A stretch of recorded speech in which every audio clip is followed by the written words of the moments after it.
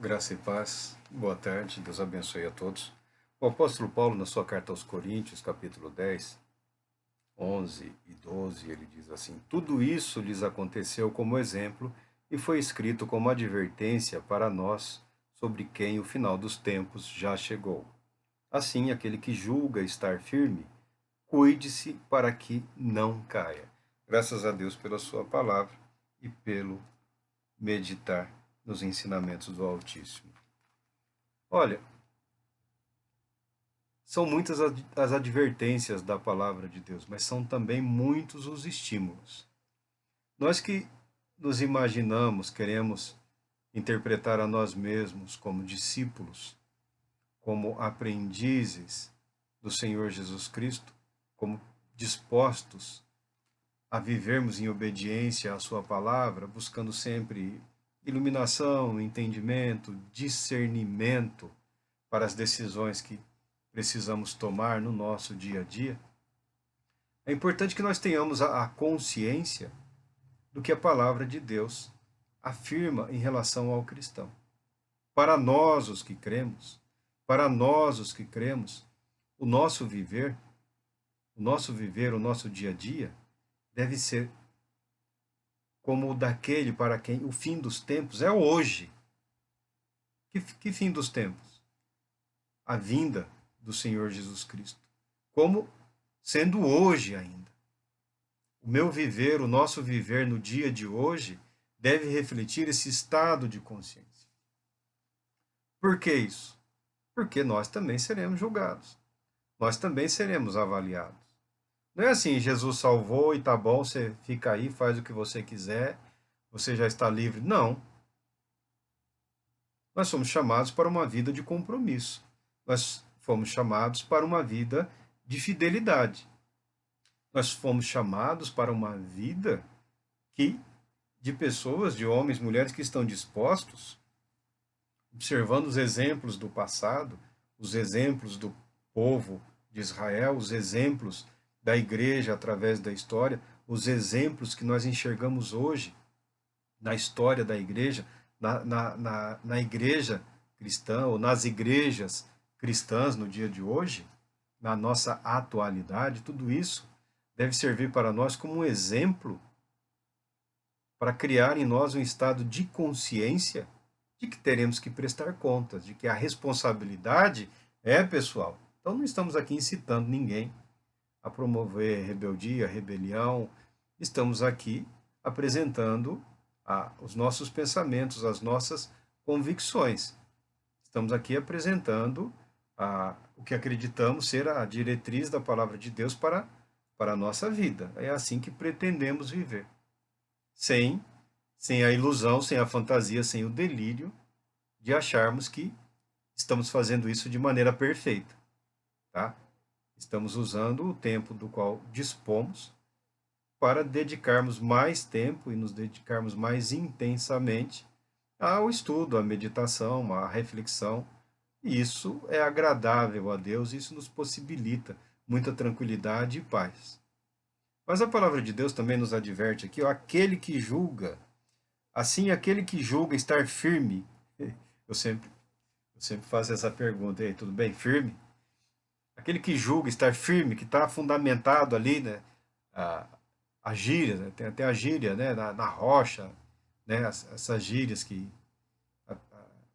banalizam a palavra de Deus e a pessoa deixa de ser abençoada pela palavra de Deus, deixa de ter a sua mente transformada pela palavra de Deus, adotando um vocabulário superficial, né? Transformando trechos, versículos, né? Pequenas passagens da Bíblia em brincadeira, tá, mas cada um faz o que bem entender.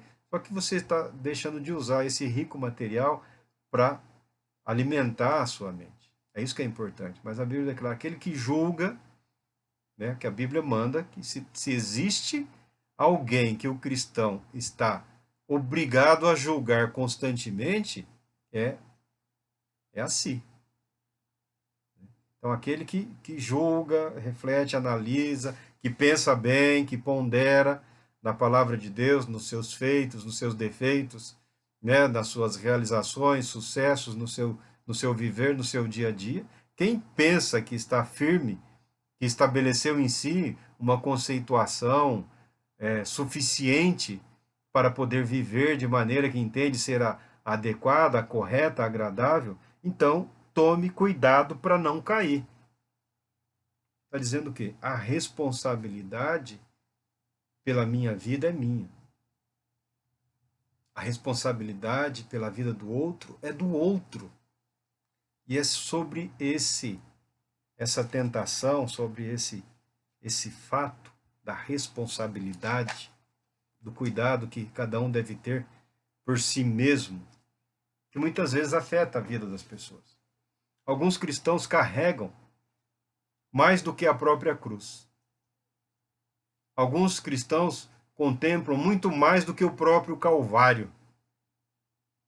Ele carrega a sua cruz e sobrepõe a cruz do marido, da esposa, dos filhos, do neto. Ele tem diante dos seus olhos o seu Calvário, mas ele está também contemplando o Calvário das filhas, dos filhos, dos netos, dos bisnetos, dos pais, dos avós.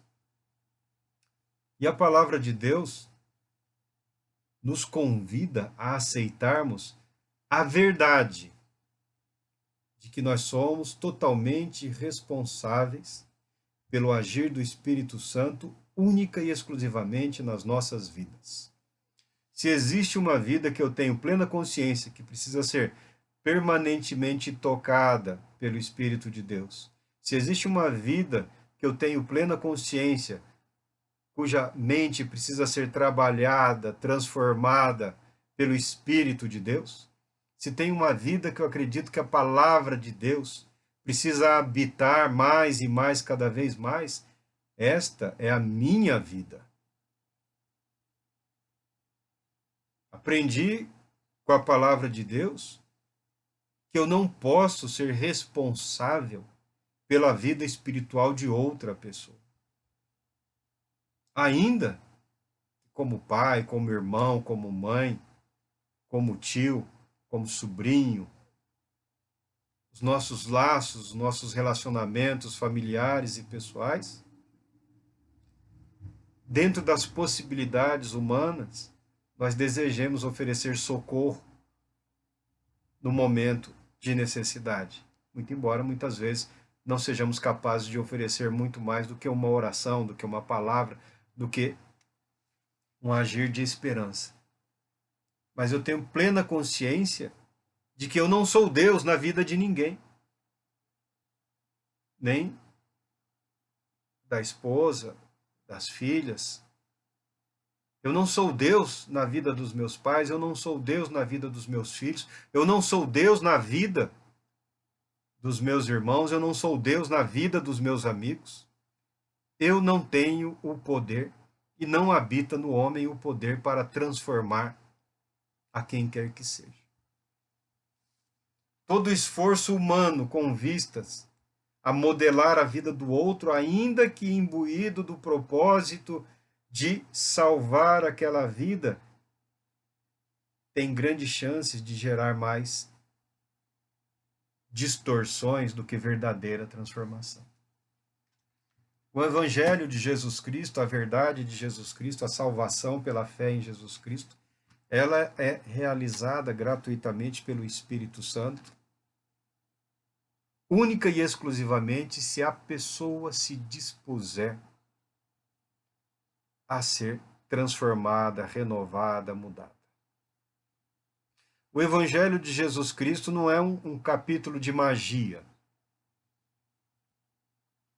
O Evangelho de Jesus Cristo não é um manual de fórmulas mágicas.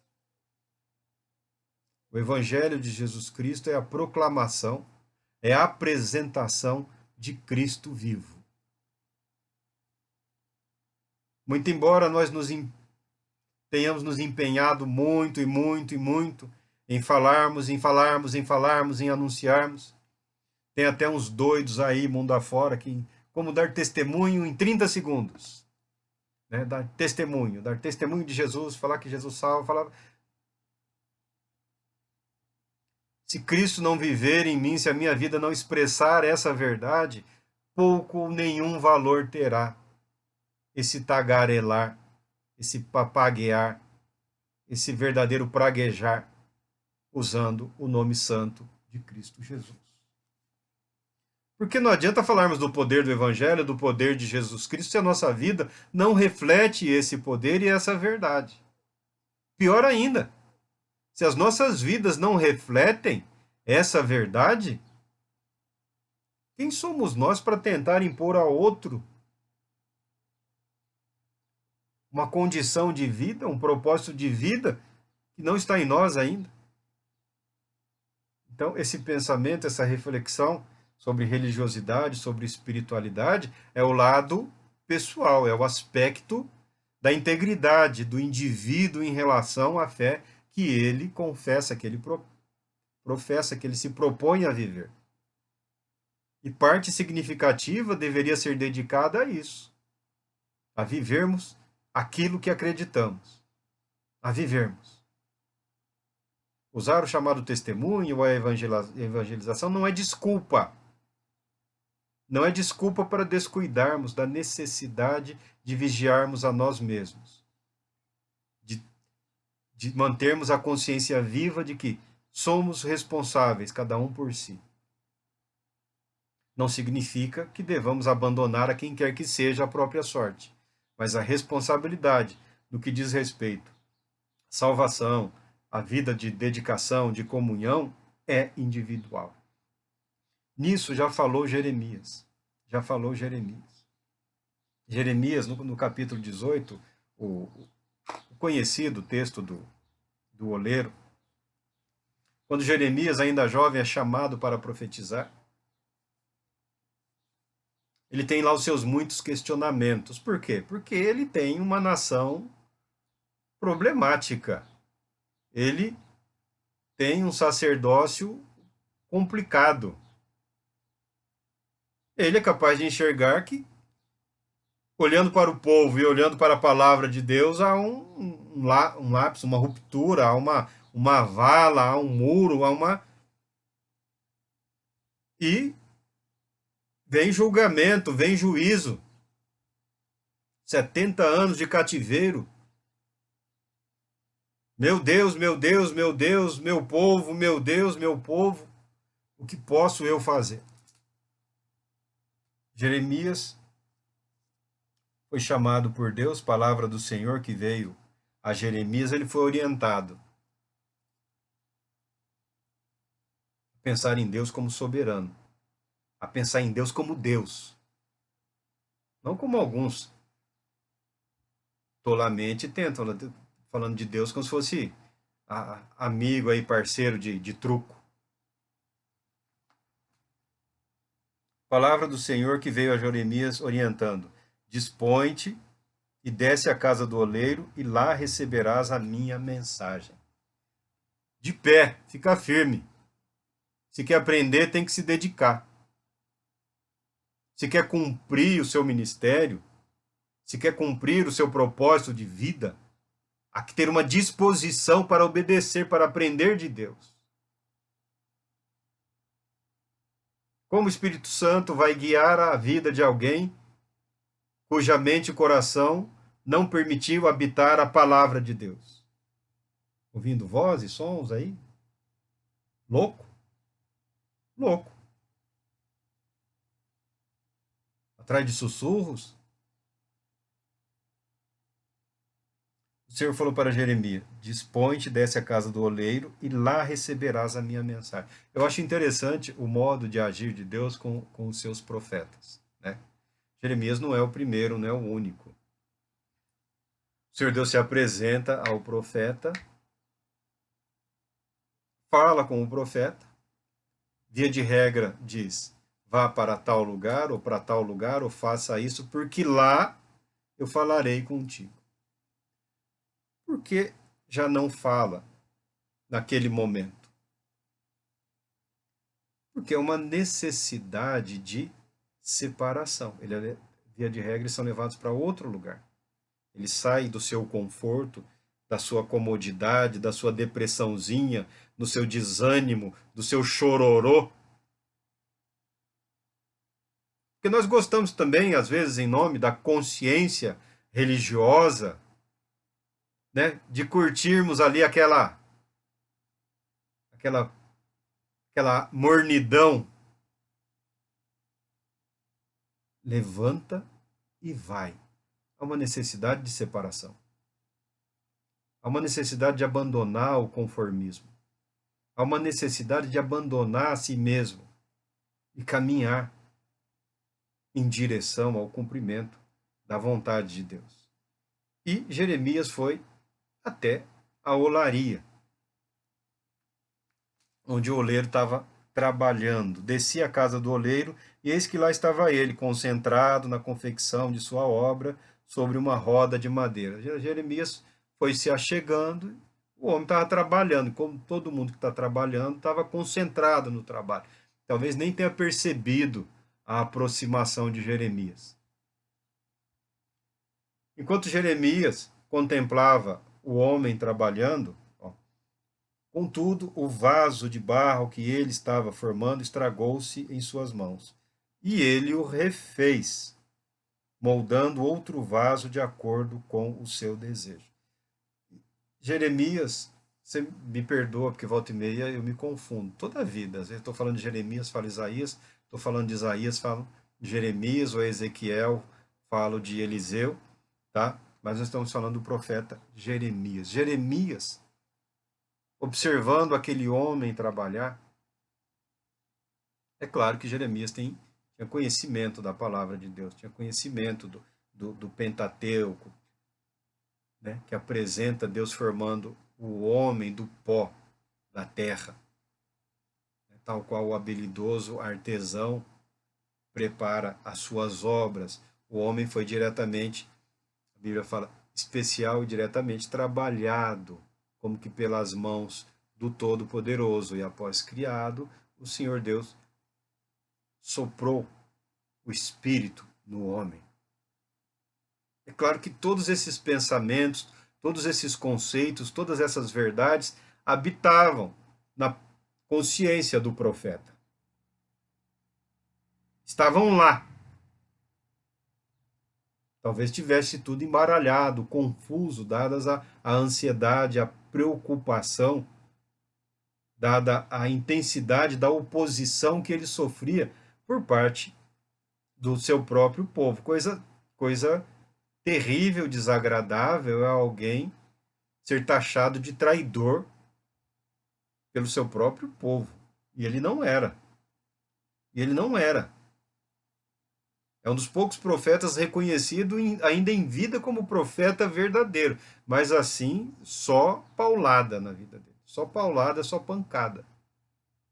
Enquanto esse homem estava contemplando o trabalho do oleiro, o vaso que se desfez, o trabalhador concentrado, certamente alguém experiente, porque se fosse um jovenzinho, talvez tivesse um chilique que se desfizesse do material jogado fora, xingado, gritado, falar não trabalho mais, isso não é para mim, chega. Não.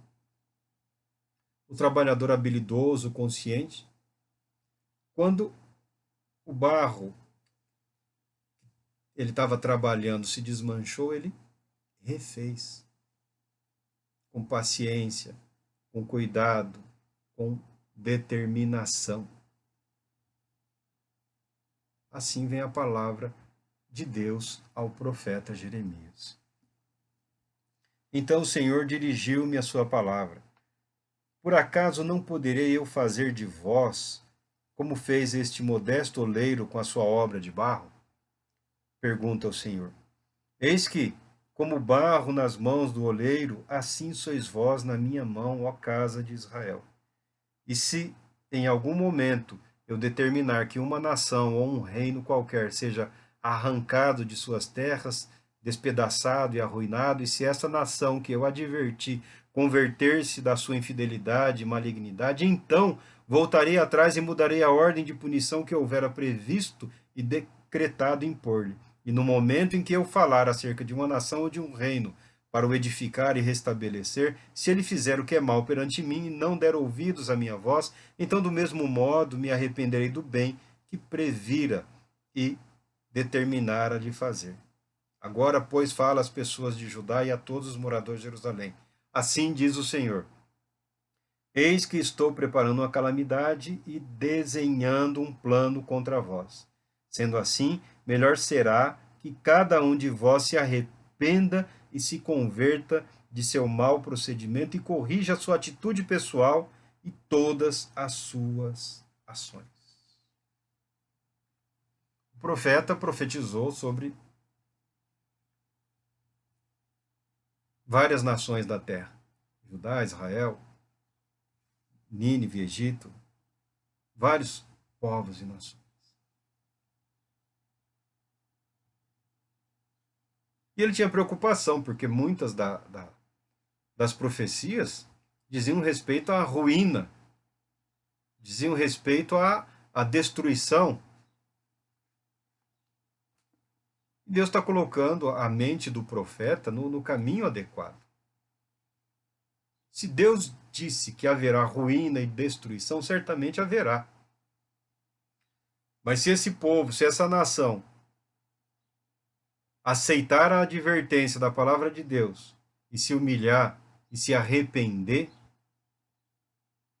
certamente aquele mal não ocorrerá diante de um arrependimento sincero e verdadeiro. Porque Deus não tem prazer na morte, na destruição de ninguém.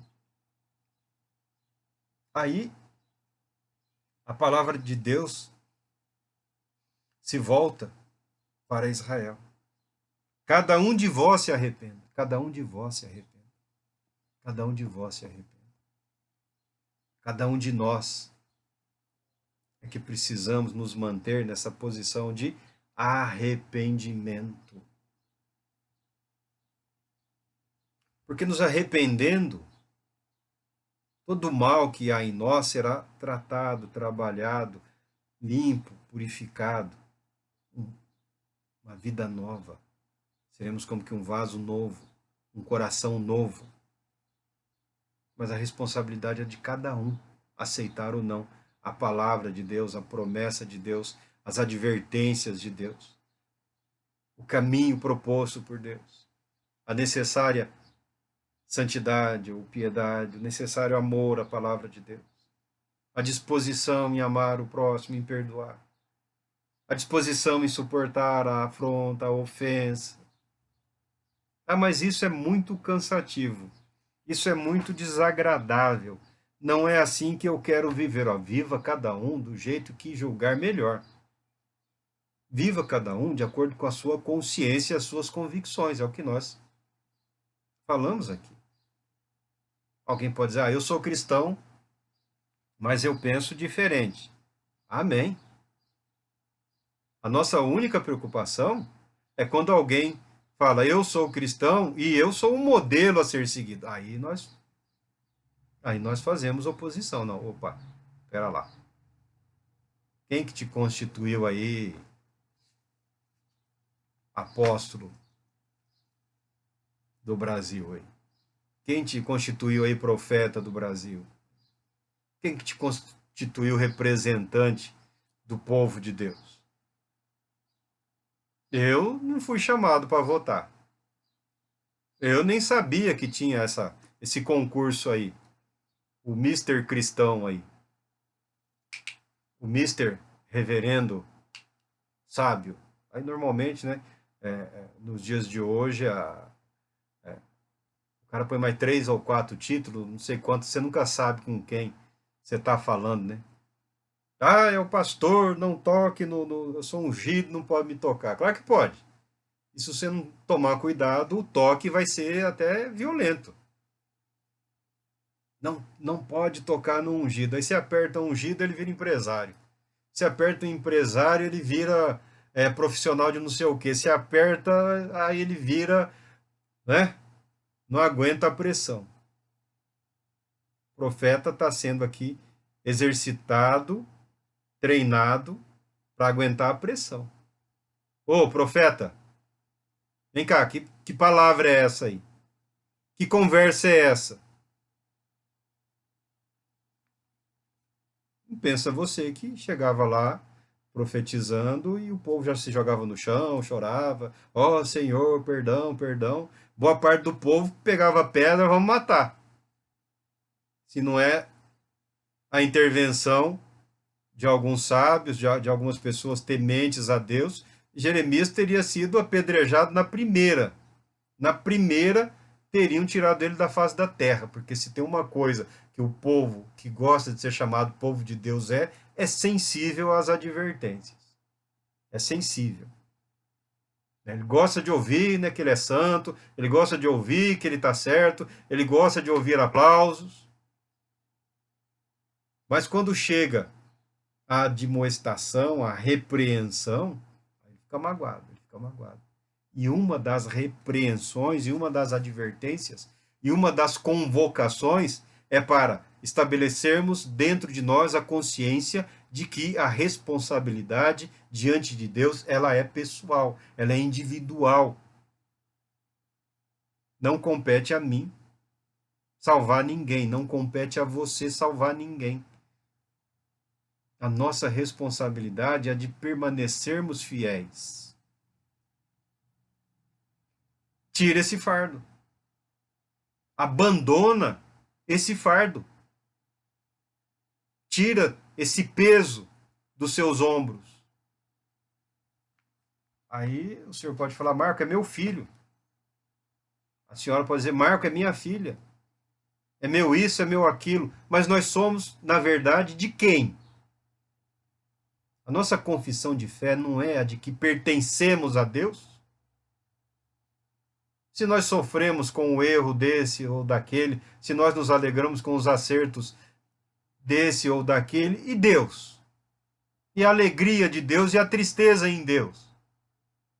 Pelo desencaminhar daqueles que Ele ama, pelo sofrer daqueles por quem seu filho morreu.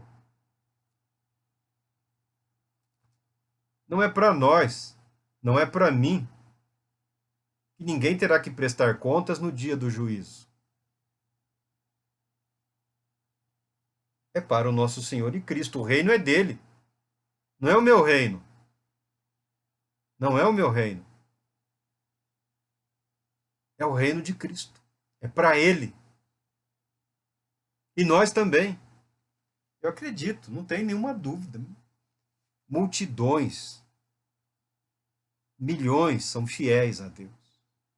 Milhões e milhões temem a palavra de Deus. Milhões e milhões aguardam o cumprimento das promessas de Deus. Mas alguns estão sendo sufocados, asfixiados, sobrecarregados.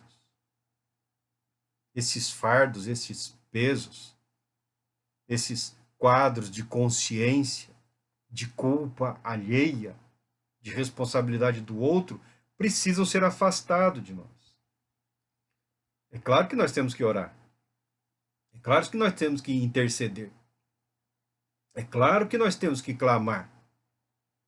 É claro que nós temos que abençoar.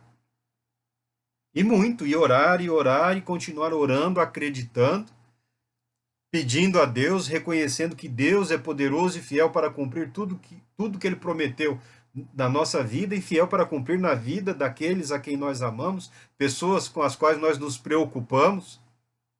Devemos orar e muito mais, sabendo que o único que é capaz de realizar a obra da salvação na vida da outra pessoa é o próprio Deus. É o nosso Senhor e Cristo, não somos nós. A nossa responsabilidade com Deus termina em nós mesmos. A nossa responsabilidade no que diz respeito à vida eterna termina em nós. O próprio Jeremias não, Ezequiel 18, também havia um chororô, também havia lá uma reclamação. Parece que reclamar é uma arte a qual todos os povos e culturas se dedicam de tempos em tempos. E em Ezequiel, o profeta do cativeiro, Esta é a palavra do Senhor que veio a mim nestes termos. Que quereis dizer quando citais este antigo adágio, este antigo provérbio no meio do povo de Israel? Os pais comeram uvas verdes, mas os dentes dos filhos é que ficaram embotados? Tão certo como eu vivo, eis que prometo, diz o Senhor, nunca mais se mencionará esse dito popular em Israel. Todas as vidas são minhas, tanto a do pai como a do filho, e aquele que pecar é que deve pagar com a própria vida. O povo lá no cativeiro, isso é um provérbio antigo, né? Isso aí é tão antigo quanto a humanidade. Sempre lançando a responsabilidade sobre os outros. E no cativeiro, o povo tinha essa murmuração. Né? Os pais comeram uvas verdes e os nossos úvulas, né? Não é necessariamente a nossa uva que nós temos aqui, é uma úvula, uma frutinha que verde ela deixava uma sujidade, um amargo, um ranço nos dentes. Então os pais comeram uvas verdes e os nossos dentes ficaram embotados. Ou seja, nós estamos sofrendo as consequências dos pecados dos nossos pais, ou dos nossos avós, ou dos nossos bisavós. Estamos aqui na Babilônia porque os nossos pais pecaram. Esse é o outro aspecto, né? Jogar a responsabilidade do sofrimento para o outro. E o Senhor Deus fala para Ezequiel, ó, eu ouvi isso. Eu ouvi isso. Você está dizendo que Deus está sendo injusto? Está punindo em você o erro do outro? Você está querendo dar uma de Jó? Nós estamos querendo dar uma de Jó? Ah, minha vida está sendo limitada pelo erro do outro? Ah, minha comunhão com Deus está sendo pelo erro do outro? De jeito nenhum. De jeito nenhum. O Senhor Deus declara ao profeta e o profeta tem que levar para o povo. Ó, chega.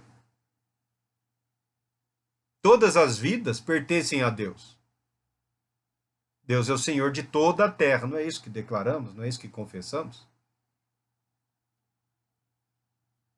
A morte e a condenação é para aqueles que não correspondem às expectativas do Senhor Deus. Mas dizer que a morte como punição, como castigo eterno, pode recair sobre um em decorrência dos erros do outro, um tempo atrás inventaram aí um processo de imbecilização, né, de maldições hereditárias. Né? Esse povo aí santo também, né, quando não tem o que fazer, né, sai aí pastando à beira da estrada e rumina aos ouvidos de quem não quer dar atenção à palavra de Deus. Inventaram. Ah, porque o seu tataravô furtou a galinha do sítio do vizinho, então até seu tataravô, seu bisavô, seu avô, seu pai, você, seu neto vão sofrer porque aquele lá no passado, né? E o povo danou aí fazer ritual, mandinga e tanta coisa que buscaram e incorporaram para vivenciar, experienciar na igreja, que pegaram de fora, que não tinha respaldo na palavra de Deus, mas sempre alguém procura aí um meio versículo, um pensamento, uma ideia, uma reflexão, e dá para fazer um dinheiro, a verdade é essa, né? Vendendo ritual, vende-se água, né? Vende-se água. Vendendo aí qualquer coisa, né, para você se libertar. E como é que você vai libertar quem já é livre? Como é possível libertar aquele que está livre? Na verdade, esses pensamentos tolos têm por objetivo escravizar aquele que em Cristo Jesus conquistou a liberdade para decidir viver de acordo com a graça de Cristo Jesus. Então, volta e meia aparece aí um ritual, uma cerimônia, né? Um conceito, né? E corta aqui e deixa ali, né? E só veste verde, né? E só calça caque. Nada contra quem usa calça caque, né? Mas inventam uma coisa para quê? Para aprisionar. Ah, a Bíblia só pode ser nessa versão. Mas por que só nessa? Não, só essa é inspirada por Deus. Rapaz, trabalharam tanto para traduzir, o pessoal pesquisou tanto, tem centenas de pessoas que trabalharam para essa outra versão. Não, essa não é de Deus, não. A de Deus é essa. Aqui, até o Espírito Santo só fala naquela versão da Bíblia lá que eles têm. Até o Espírito Santo tem que ter o sotaque daquela versão da Bíblia, porque só aquela é verdadeira. O resto é tudo mentira. Vez por outra vem algo para escravizar aquele que foi chamado para a liberdade. E um dos pensamentos escravizadores, porque a escravidão por grilhões, por algemas, ainda pode ser rompida. Tem ali, ó, eu estou preso, tem guardas, estou preso, eu não tenho liberdade, eu não tenho como agir. Mas a escravidão mental é a mais terrível. Viver escravo de pensamentos, de ideias, de preconceitos, é terrível. É terrível. A mais terrível forma de dominação, de escravidão é essa, é mental, é intelectual. Quando a pessoa acredita e aceita que ela pode ser responsabilizada pelos erros dos outros, que a responsabilidade dela diante de Deus não se encerra nela, na vida. Não, meu pai, tô arrastando, meu pai. Ah, meu filho, vem, meu filho. É desse estado mental de escravidão que permite a murmuração e que impede a comunhão que o povo de Deus é chamado à atenção. Chega disso. Chega disso. Chega de falar que o filho está sofrendo por causa do pai, que o pai está sofrendo por causa do filho, que o neto está sendo amaldiçoado por causa do avô, que o avô está sendo amaldiçoado por conta do tataravô. Chega! Por acaso Deus é Deus de confusão? O juiz de toda a terra não sabe mais julgar? O Deus que conhece mentes e corações está se confundindo? Ah, Marcos, você é parecido com seu bisavô. Deus se confunde dessa maneira? Não. A responsabilidade que eu tenho diante de Deus termina em mim. A responsabilidade dos meus filhos permanece a deles. Não se transfere para mim. Esse fardo as pessoas precisam aprender a lançar fora para poder seguir adiante, para poder seguir em frente, para voltar a se alegrar em Deus. Porque todas as vidas pertencem a Deus. Ele não tem prazer na morte de absolutamente ninguém. Ninguém. É o que declara aqui, ó, no livro do profeta, falando do filho. Ele fala aqui dos pecados, quem morre, quem não morre.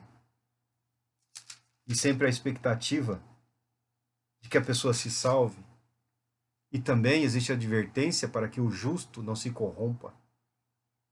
Aquele que vive em injustiça, se não tomar cuidado, se não vigiar por si mesmo, pode ser que caia por estar arrastando